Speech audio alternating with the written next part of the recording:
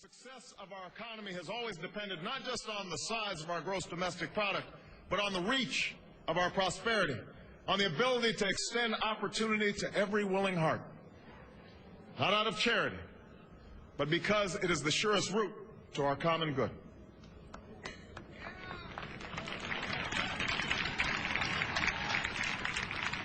As for our common defense, we reject as false the choice between our safety and our ideals.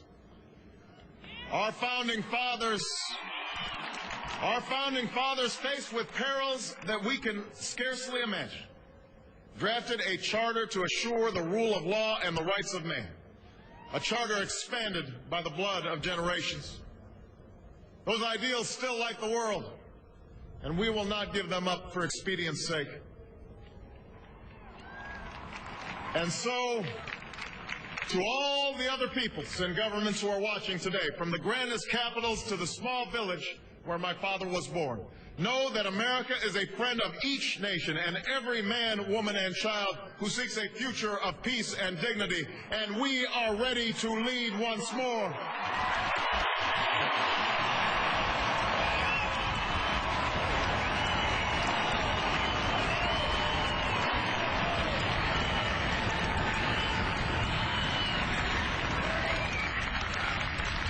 Recall that earlier generations faced down fascism and communism not just with missiles and tanks, but with the sturdy alliances and enduring convictions. They understood that our power alone cannot protect us, nor does it entitle us to do as we please. Instead, they knew that our power grows through its prudent use.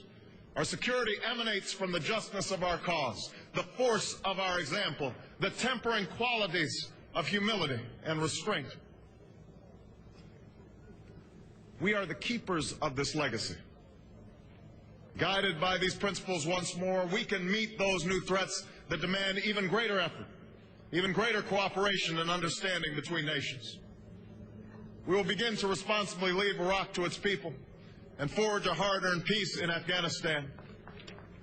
With old friends and former foes, we will work tirelessly to lessen the nuclear threat and roll back the specter of a warming planet. We will not apologize for our way of life, nor will we waver in its defense.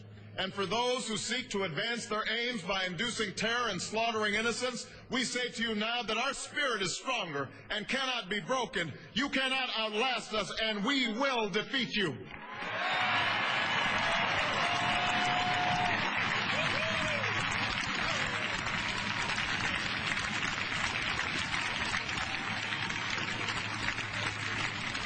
For we know that our patchwork heritage is a strength, not a weakness.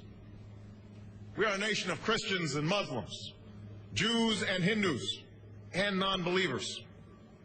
We are shaped by every language and culture, drawn from every end of this earth. And because we have tasted the bitter swill of civil war and segregation and emerged from that dark chapter stronger and more united, we cannot help but believe that the old hatreds shall someday pass, that the lines of tribes shall soon dissolve, that as the world grows smaller, our common humanity shall reveal itself, and that America must play its role in ushering in a new era of peace. To the Muslim world, we seek a new way forward, based on mutual interest and mutual respect. To those leaders around the globe who seek to sow conflict or blame their society's ills on the West, know that your people will judge you on what you can build, not what you destroy. To those who cling to power through corruption and deceit and the silencing of dissent, know that you are on the wrong side of history, but that we will extend a hand if you are willing to unclench your fist.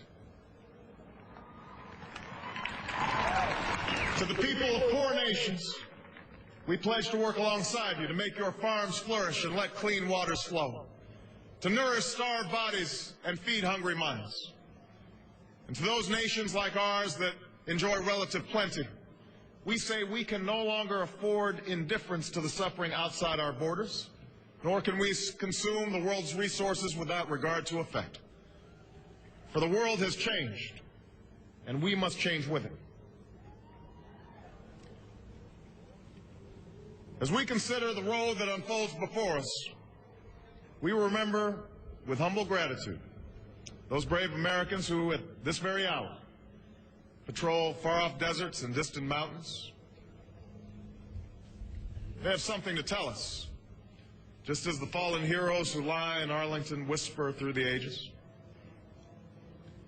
We honor them not only because they are the guardians of our liberty, but because they embody the spirit of service, a willingness to find meaning in something greater than themselves. And yet, at this moment, a moment that will define a generation, it is precisely this spirit that must inhabit us all. For as much as government can do and must do, it is ultimately the faith and determination of the American people upon which this nation relies. It is the kindness to take in a stranger when the levees break, the selflessness of workers who would rather cut their hours than see a friend lose their job, which sees us through our darkest hours. It is the firefighter's courage to storm a stairway filled with smoke, but also a parent's willingness to nurture a child that finally decides our fate. Our challenges may be new. The instruments with which we meet them may be new. But those values upon which our success depends, honesty and hard work, courage and fair play, tolerance and curiosity, loyalty and patriotism, these things are old. These things are true. They have been the quiet force of progress throughout our history. What is demanded then is a return to these truths. What is required of us now is a new era of responsibility, a recognition on the part of every American that we have duties to ourselves, our nation, and the world, duties that we do not grudgingly accept, but rather seize gladly, firm in the knowledge that there is nothing so satisfying to the spirit, so defining of our character, than giving our all to a difficult task. This is the price and the promise of citizenship. This is the source of our confidence, the knowledge that God calls on us to shape an uncertain destiny. This is the meaning of our liberty and our creed, why men and women and children of every race and every faith can join in celebration across this magnificent mall, and why a man whose father less than 60 years ago might not have been served at a local restaurant can now stand before you to take a most sacred oath.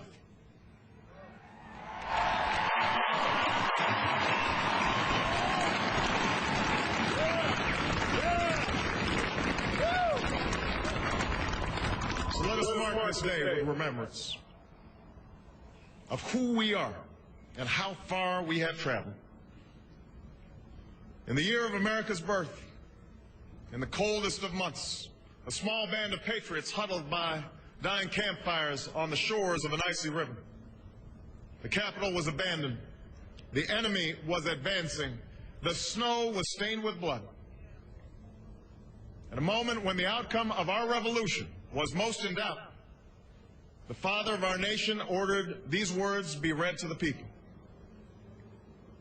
Let it be told to the future world that in the depth of winter, when nothing but hope and virtue could survive, that the city and the country, alarmed at one common danger, came forth to meet it. America, in the face of our common dangers, in this winter of our hardship, let us remember these timeless words. With hope and virtue, let us brave once more the icy currents and endure what storms may come.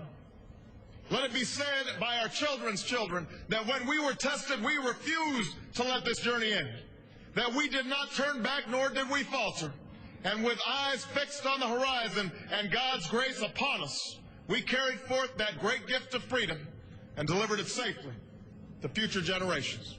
Thank you. God bless you. And God bless the United States of America.